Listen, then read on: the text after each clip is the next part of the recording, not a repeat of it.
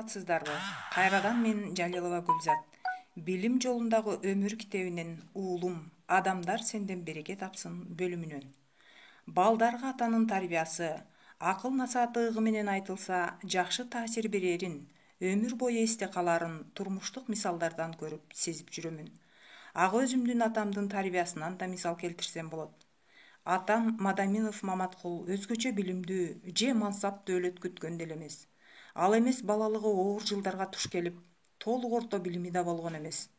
Жаштыгынан турмуштун оор кыйынчылыгын көрүп, Максим Горький сыяктуу бардык билим тажрыйбаны турмуш университетинен алган.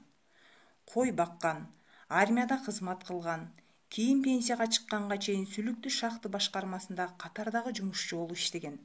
Ошол бир жерде 20-30 жыл үзгүлтүксүз иштеген үчүн 89-жылы шахта башкармасы тарабынан Жигули автомашинасын алууга татыктуу болгон.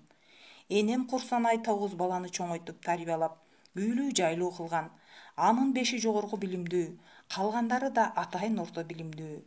Өзү да, балдары биз да эл катары эмгектенип жашап, күн өткөргөн жөнөкөй адамдарбыз.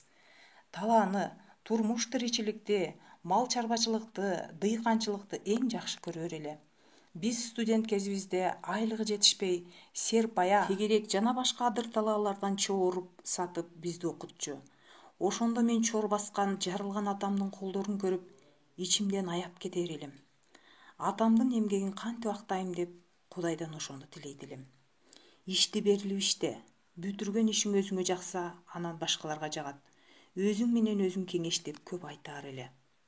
Атам сүйлөгөндө шашпай, так, даана сүйлөгүлө, майда сөз болбо, так, ток этерин сүйлө деп айтаар эле.